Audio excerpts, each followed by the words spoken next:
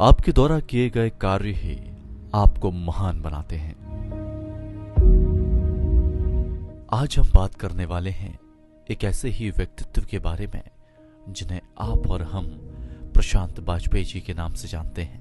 8 सितंबर 1978 जबलपुर की पावन भूमि पर ऋषि पंचमी के दिन जन्मे प्रशांत बाजपेयी प्रारंभ से ही अपने राष्ट्र के प्रति समर्पित रहे। उनकी शिक्षा का प्रारंभ सरस्वती विद्या मंदिर से हुआ और संघ यात्रा की शुरुआत भी यहीं से हुई। शिक्षा के क्षेत्र में उनकी रुचि ने उन्हें विज्ञान के अध्ययन और अध्यापन के प्रति प्रेरित किया। 2000 से 2006 तक उन्होंने भौतिकी और रसायन विज्ञान पढ़ाया और महाकौशल क्षेत्र में 3D एनिमेशन द्वारा विज्ञान की पढ़ाई का अनूठा प्रयोग किया।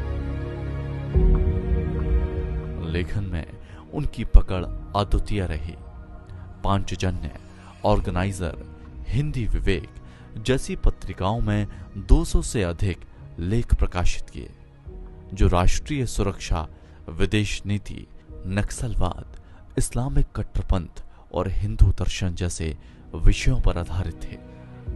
हिंदुत्व का सार वाक्य है, सत्य एक है, ज्ञानियों ने उसे अलग अलग ढंग से कहा है।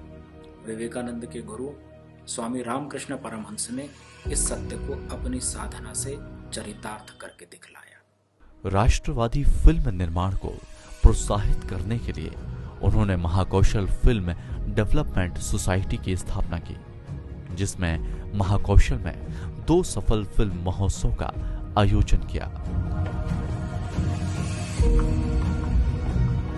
उनका उद्देश्य सिनेमा के माध्यम से समाज में जागरूकता फैलाना था।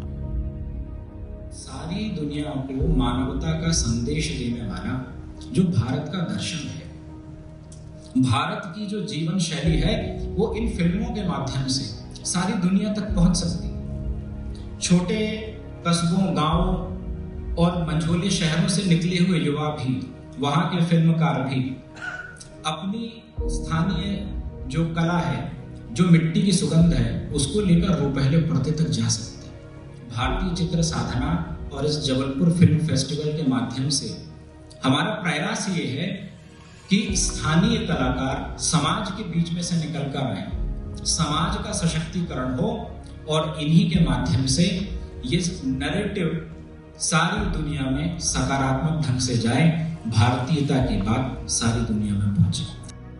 संघ की यात्रा में भी उनका योगदान अविस्मरणीय रहा।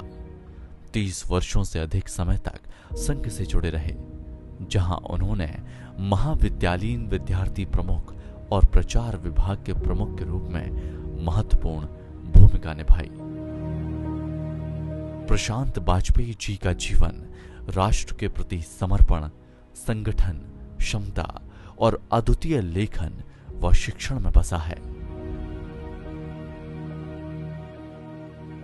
वे हमेशा याद किए जाएंगे एक ऐसे व्यक्तित्व के रूप में जिसने कठिन विषयों को सरलता से प्रस्तुत कर समाज को जागरूक किया।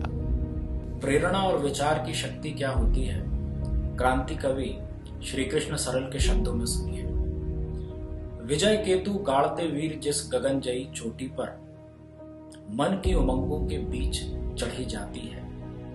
विद्युत बंद छूटती समर में जो कृपाण लोहे की, भट्टी में पीछे विचारों में प्रथम गढ़ी जाती है।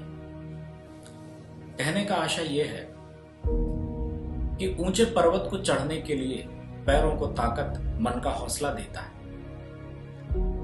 और युद्ध के मैदान में जो तलवार चलती है वो भट्टी में पीछे गढ़ी जाती है, पहले उसका जन्म व्यक्ति के मन में होता है। श्री प्रशांत बाजपेयी जी के जीवन की यह यात्रा उनके विचारों के माध्यम से आने वाली भविष्य की पीढ़ियों तक पहुंचती रहेगी।